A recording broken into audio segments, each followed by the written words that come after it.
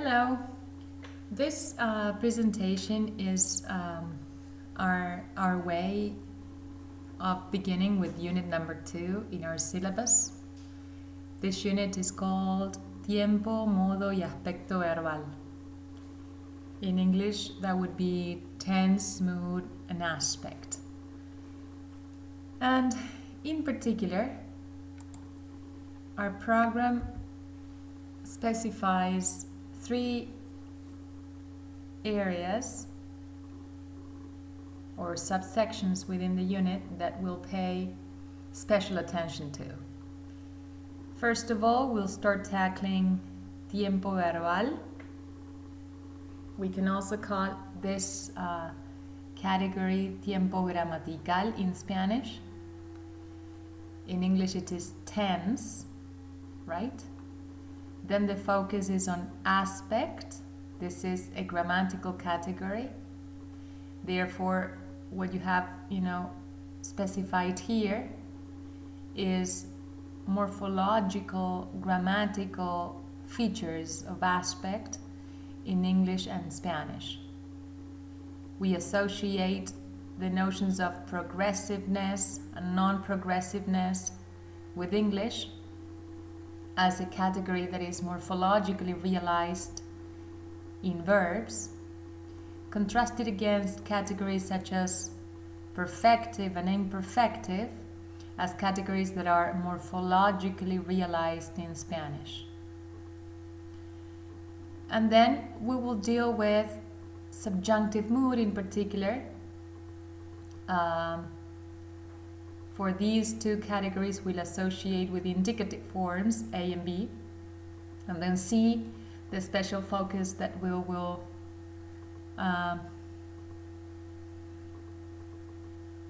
make on subjunctive forms, on subjunctive mood in particular, and how is it that this mood is realized in the 2 languages, and the differences that they emerge when the point of the reference point for comparison and contrast is subjunctive mood. So I have prepared this table in order for us to have an order, a reference with respect to how I organize this class. And I will be speaking more than showing you notes because, this lockdown period is challenging in many ways, and sometimes it is difficult to have, everything prepared on a PowerPoint presentation. So I will start tackling ideas in connection to these notions that I have included in the table, but these ideas will be delivered orally and you'll have to listen attentively to what I say, okay?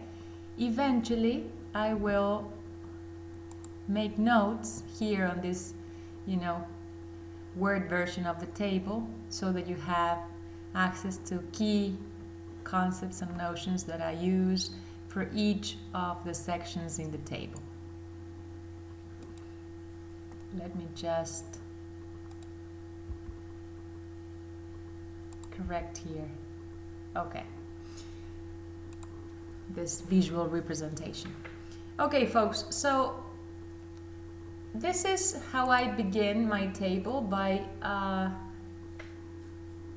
presenting you with this division into 2 types of categories. The ones that pertain to semantics on the left, and the ones that pertain to syntax on the right. Semantics or notional categories. So this is the realm of ideas, of meanings, right, that are conceptualized in association with the analysis of verbs, right? in different languages. But it's not just the analysis of verbs, but also other parts of speech are, included when using these notional categories in different languages. The thing is that they come to the fore now in this unit, for although they may be connected to different parts of speech in different languages, they are still relevant in the analysis of verbal forms. Therefore, we will see how these notional categories play a crucial role in syntactic, manifestations, realizations that correspond to verbal forms, right? So let's begin with the notion of time. This is a notion that we have already tackled, and it is a notion that is believed to be universal in all societies, in different cultures in the world. Different cultures in the world conceptualize the notion of time, right? Now, one thing is the way in which a culture thinks of time, conceptualizes time, and another thing is how this notion, this semantic notion, gets to be realized linguistically. In Spanish and in English, time can be realized by means of an adverbial, remembering that when I speak of an adverbial, I am making reference to a syntactic function, right? But if I say to you, right now, I'm explaining the notion of time and its connection to tense, you have clues, you have indications that this is unfolding at the present time, because you have this phrase, this adverb phrase, which is functioning as an adverbial of time. So this adverb phrase, whose head is the adverb now, is an indication that the present time is syntactically expressed in this sentence.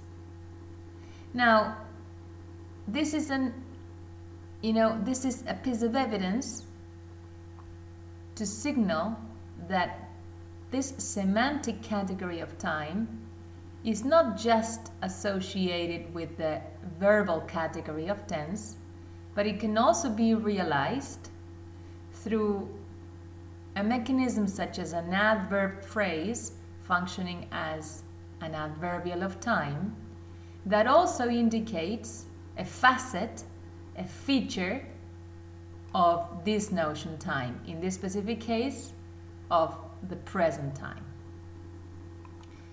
We have exactly the same possibility in Spanish, because we can also have the equivalent in Spanish and say, en este preciso momento estoy explicando las nociones de tiempo o temporalidad,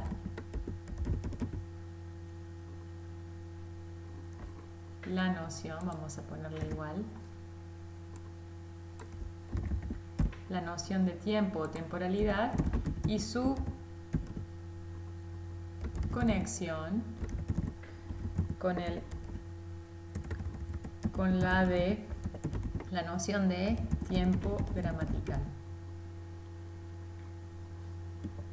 Ok, en este preciso momento is an example of an adverbial as well.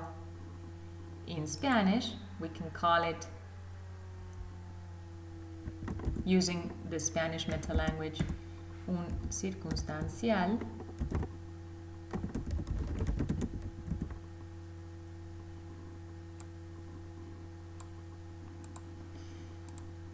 I'm using italics because this is Spanish, right? And it is a syntactic function here, adverbial or circunstancial, that in this case in Spanish is realized by means of a prepositional phrase, not an adverb phrase, but a prepositional phrase. So you see that the notion of time or temporality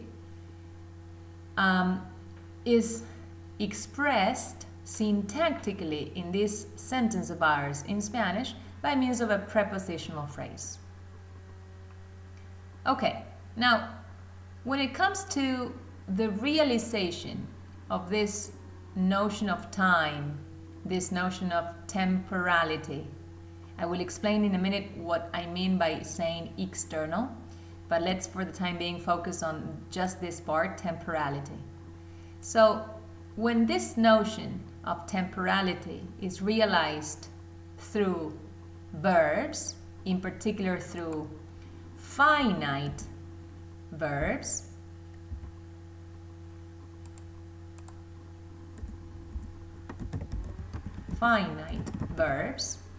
then we speak of tenses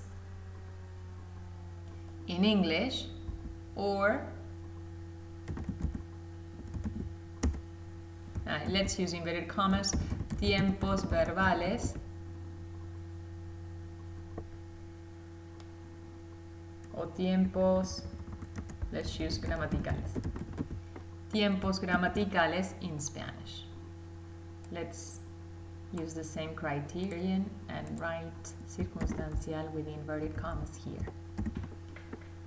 Okay, so when the notion of time, right, or temporality, as I indicate here, is realized through finite verbs in the two languages that we study, then the syntactic counterpart to this semantic notion is that of tense in English, or tiempo gramatical in Spanish.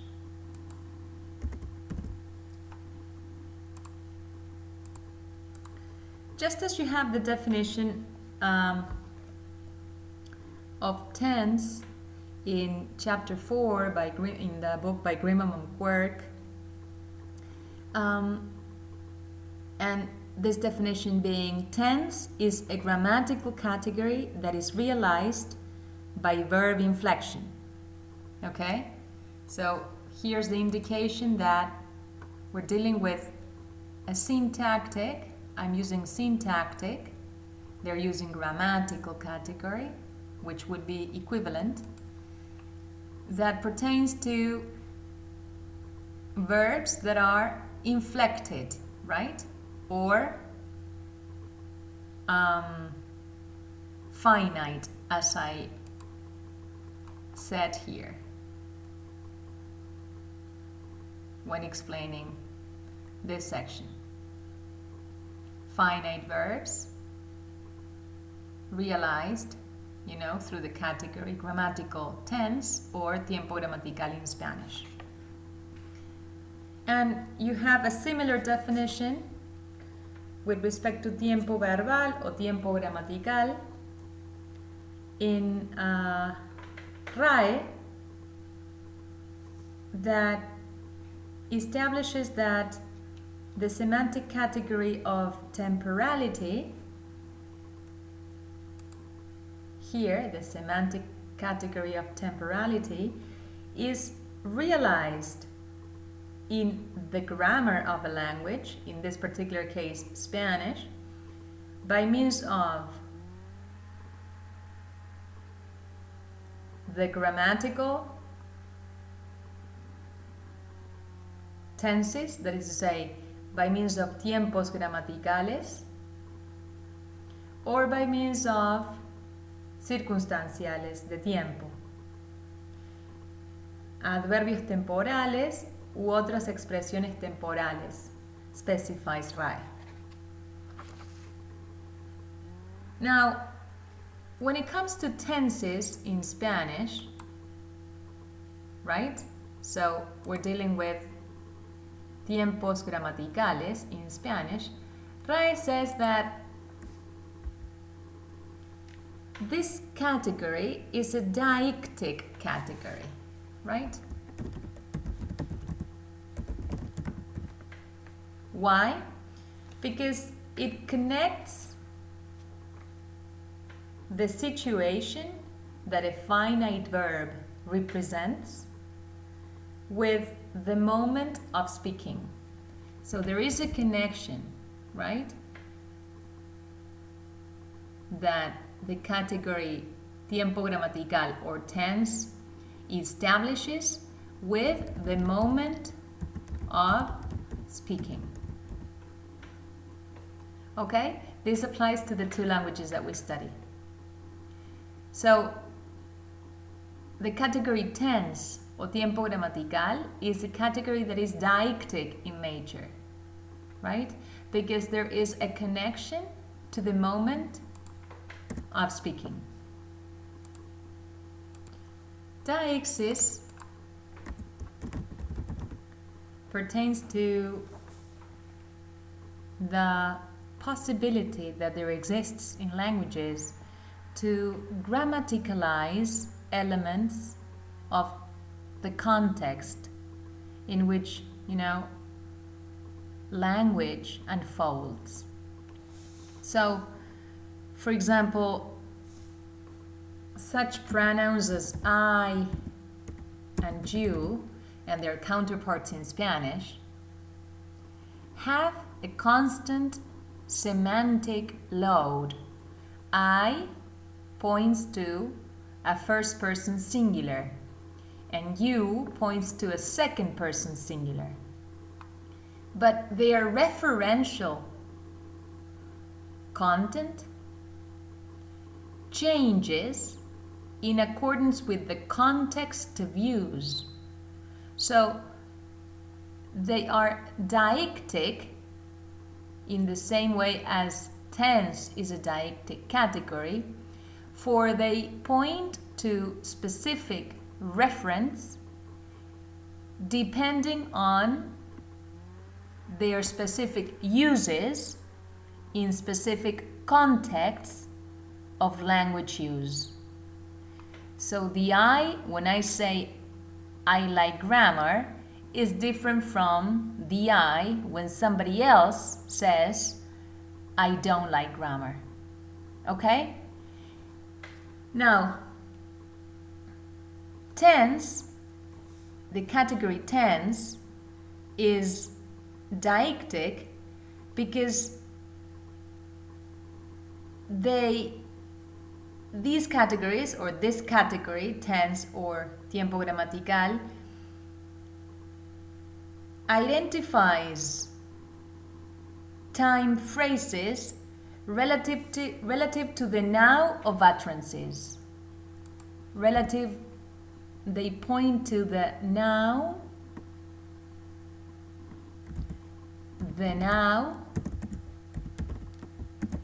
of utterances. Okay? Now, in Spanish, the manual, the RAE, the grammarians we consult, establish a division of tenses in deictic tenses and anaphoric tenses. This is for Spanish. This is the meta language that we study and that we associate with Spanish. Deictic tenses are the tenses in Spanish that have a direct relationship with the moment of speaking. So there is a direct relationship with the moment of speaking. Whereas with anaphoric tenses, the relationship with the moment of speaking is indirect. So an indirect relationship with the moment of speaking. So deictic tenses in Spanish, for example, the present in Spanish, of course, it holds a direct relationship with the moment of speaking. Pretérito perfecto and futuro simple. Okay? In contrast, for example,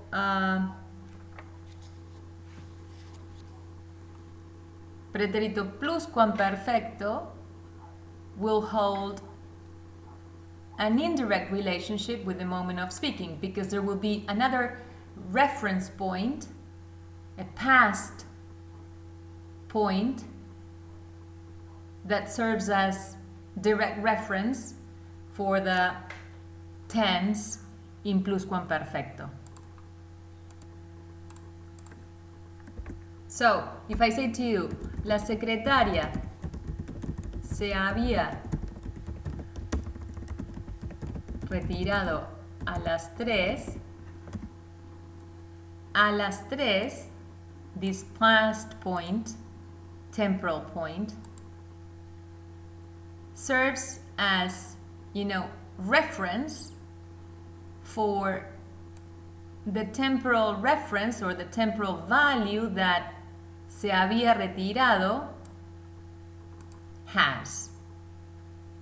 If we have into consideration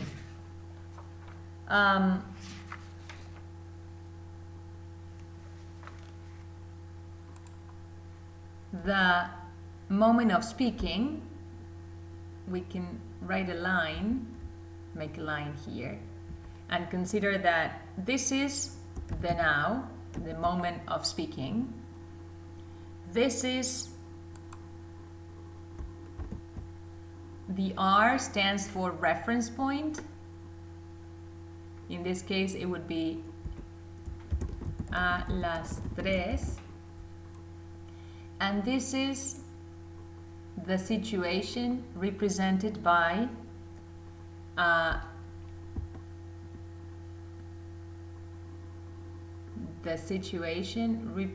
let's write S for situation, represented by se había retirado.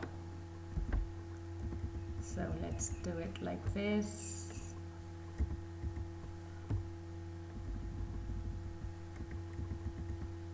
There you go.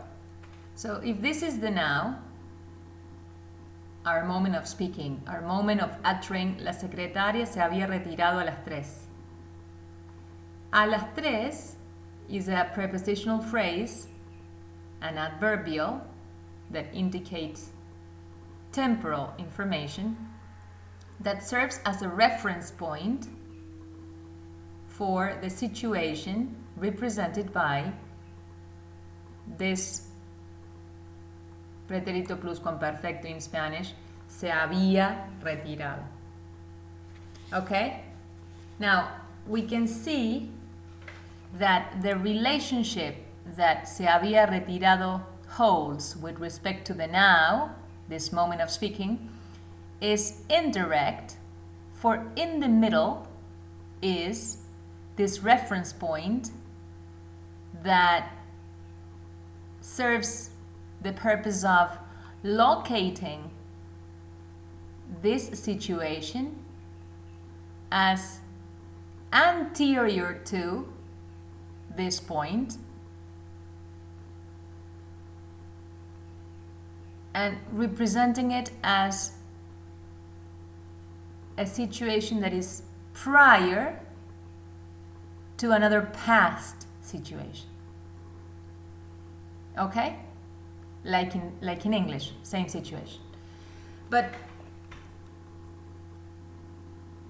although these categories, are relevant for English as well, we are used to using or understanding, their validity, their use with respect to Spanish, because this is what the grammars that we study from to present this topic do as, explanation of Spanish tenses. Okay? So getting back to this table of ours,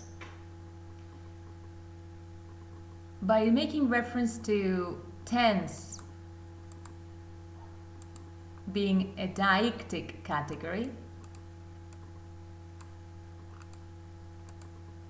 because it connects situations to the moment of speaking, either directly or indirectly. This is how we can get to see why is it that we call this temporality external, because it positions situations, the ones represented by means of tenses, in connection, direct or indirect, with the moment of speaking. So this external idea here is pointing to the idea of tense being a deictic category that establishes a connection with this moment of speaking, this external time. The moment of speaking is not something that is, internal to the verbal situation as such, but it is about the now in which language is being used. All right? Great. Now, when it comes to the different tenses that there exist in the languages, well, you have to consult the different sources, but you know that we have, different labels for the tenses in the two languages that we study, so it is necessary that you are, precise when calling a verbal form that is finite one way or another. So let's be careful with making a distinction between, simple present, which is a tense that exists in English, and presente for Spanish. Okay? Being, accustomed to using the right terminology and right meta language that is, employed in each of the languages that we study and analyze. As you may have realized, I am making reference to, situations that the tenses in the languages that we study represent. So I am using the umbrella term situations. And this is important for us, guys. To use this term to point to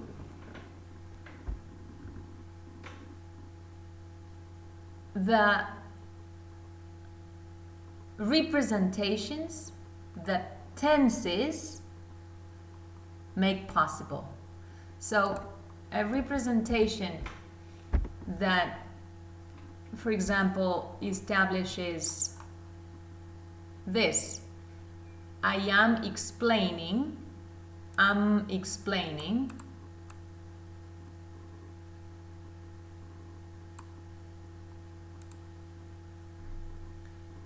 is pointing to a situation that is unfolding at this very moment of speaking, right? So this is a tense in English called present progressive that represents a specific situation, a situation that is represented as, presented as, unfolding, happening at this moment. Its Spanish counterpart, estoy explicando, makes use of a perífrasis verbal de gerundio. Okay? So by means of this verbal periphrasis, in which the auxiliary verb estar is finite and is conjugated in presente indicativo, I am representing a situation that, like in English, is presented as happening at this very moment of speaking. Okay? So this is to say, tenses in the two languages, tiempos gramaticales in Spanish, represent situations.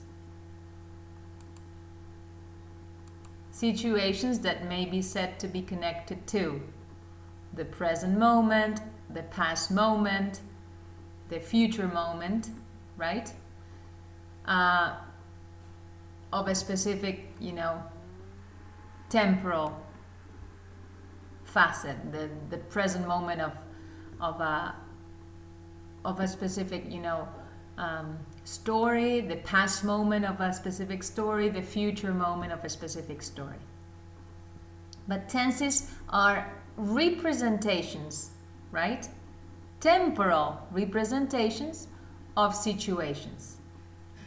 Now, when it comes to situations, this label situations, we are in the realm of what my chart here establishes as lexical aspect. So lexical aspect is a semantic, a notional category that helps us understand the different types of situations that there exist,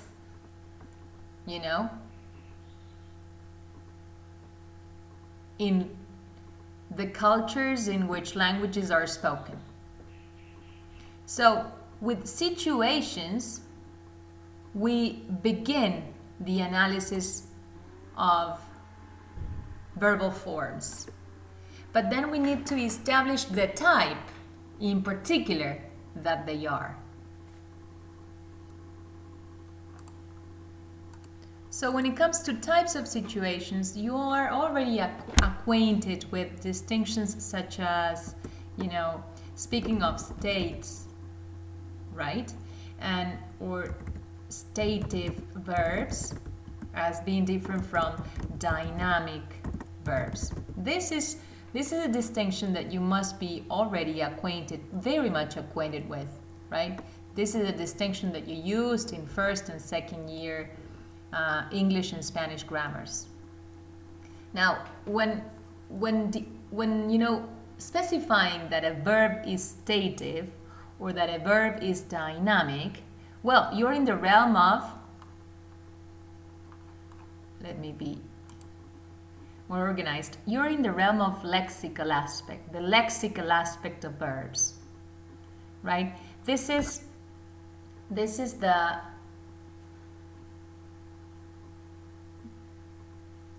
pointing to the meaning that a verb has, right? The meaning that a verb is associated with in the dictionary entry that we have in our lexicon for the specific verb in question.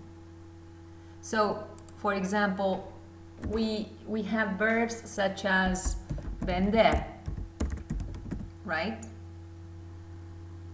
And we have verbs such as, I don't know, ser y estar.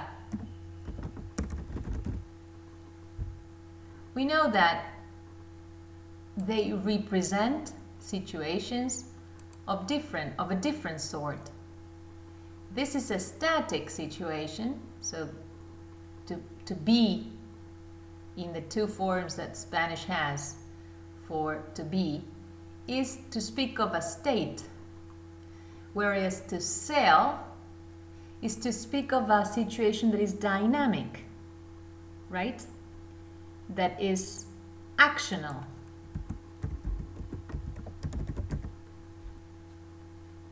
Not stative.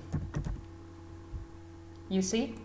So you are acquainted with labels such as stative, dynamic, uses of verbs. And this is in fact what Grimum and Quirk use. So this year, as different from what you did in first and second years, we will make use of a classification into 4 types of situations. Okay? So states you can understand, and activities, accomplishments, and achievements are all dynamic. So the first contrast that you will understand is that a state will be different from a dynamic verb, right? And a dynamic verb may be an activity, an accomplishment, or an achievement. Okay? So here you have a feature of the situation being static as different from dynamic. So you see that if we take into consideration the reference point or the reference quality static, you see that the only positive for static is the states. But then the other 3 are negative for the quality static. Therefore, the conclusion is that they are dynamic. For if static is the opposite of dynamic and the only positive for static is the situation states, then the other 3 must be dynamic, for they are negative for the quality static. All right? Okay, so this is like the very first division into what I was writing here, stative verbs and dynamic verbs. Only states in this chart are positive for the quality of static and negative for this nature or quality static. These 3, therefore, activities, accomplishments, and achievements, are dynamic or non-static. Okay? Now, when it comes to their having duration or not, so this is another feature that we can use to help divide situation in different types. We know that a state is durative for a state holds in time, right? It may be temporal, for example, estoy feliz, as different from soy feliz in Spanish, but while the state of estar feliz lasts, this state holds in time, so it is described as durative, for it holds in time. Now, telicity is associated with the situation having a finishing point. Okay? So, telicity is associated with the situation having a finishing point or not, right? So if a form, a verbal form is telic, then it is bounded as well. So there is a closure associated with the meaning of the situation in itself. So a state is described as non-telic or atelic. So we write it like this: telic or atelic. Also used in the bibliography, non-telic. A state is atelic, atelic, different possibilities, for a state holds in time, maintains itself in time. An activity is negative for the quality static, but it is positive for the quality durative. It has duration, and it's not telic, it's atelic. For example, the activity of, leer libros. Where did we? Okay, o vender libros. Vender libros here, presented as such, is an atelic situation. The situation is presented as having no finishing point, not boundedness. Now, an accomplishment is, of course, negative for the quality static. It is positive for the quality durative, so therefore it has duration, but it is telic. It is positive for the for the feature of telicity.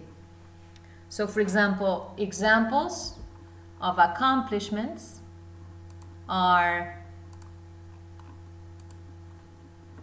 run a mile, or draw a circle, or walk to school. So you see that it's not just running, but we're speaking about running a mile. So this mile, in this case an object, is putting a limit to the action of running. So it is an indication that lexical aspect is to be compositionally understood, because it's not just running that we have in mind, but we have in mind to run a mile. So the addition of a mile to the verb run makes the situation telic, makes it bounded, has an impact on its meaning for it gives it a finishing point. The same with a circle in the situation of drawing something, and the same with walking and the specification of where, so this adverbial. This verb of movement, walking, and the addition of the adverbial of location or direction to school. Bounding, delimiting, putting a finishing point to the situation of walking. Therefore, we understand it as compositionally formed because it is not just the verb, but the verb plus its object in this case that, make the situation of running telic and makes it an accomplishment. Because we can consider that run alone is an activity, because run alone is not necessarily associated with having a limit. But the moment we have run a mile,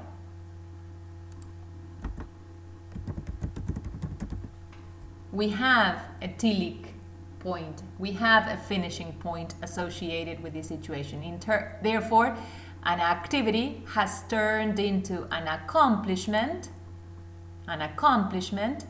with the addition of this complement, a mile. In this case, we have turned it into an accomplishment compositionally by adding another component. Which component? This complement, a mile, after running. Okay? And then an achievement is, for example,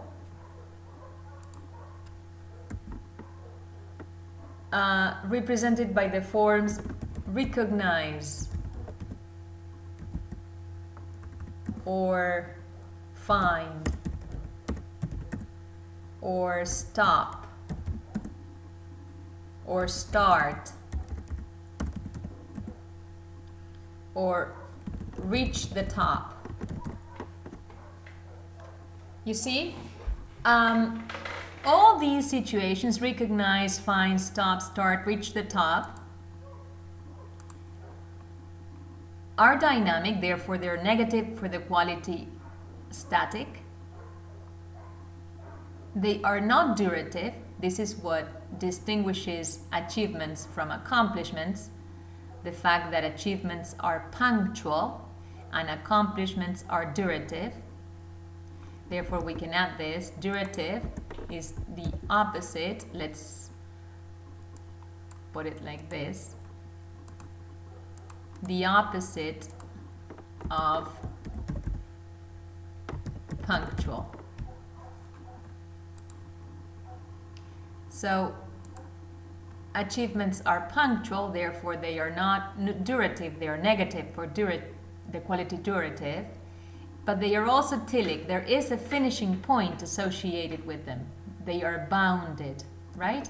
So examples to recognize. The moment you recognize something, it's like an instant, a second that you realize it is the thing you thought it was or the person you thought it was. So this is punctual. Find something. Stop. It's a second, it's a moment. Short moment in which you not move anymore. Start, it is the action of starting. It's just like that, taking that snapshot when you begin a situation. Then you continue with the situation, but the action of starting is punctual. And the same with reaching the top of a mountain, for example, in which you see that the inclusion of the top of a mountain clarifies the idea of arriving at the finishing point. So also an example in which you can see how the lexical aspect of reaching is also compositionally understood, because the addition of this direct object here helps us better represent its punctuality, the fact that it is negative for the quality durative. Now, of importance is how is it that they are translated into Spanish? Accomplishments, the translation into Spanish is as realización, realizaciones, and achievements, the translation is logros. So they are the two that are somehow, different from what you're accustomed to using for estados y actividades, are pretty transparent. Okay, let me pause for a while. So before I finish with this first video, when talking about lexical aspects, we're in the realm of the different types of situations, right, that verbal forms represent. And this is what you have specified as verb senses in section 4.11 in Grimmelman-Quirk's chapter 4. These authors use terms such as stative, stance, dynamic durative, dynamic punctual, you see, for them to make reference to verb senses, they say. So the different senses that verbs are associated with. Well, we are in the realm of lexical aspect. All right? The distinction of situations into different types. This is the meanings that verbs have. This is why I have included this category under the realm of semantics in my semantics column. Okay? Okay, I will get back to this presentation in a minute.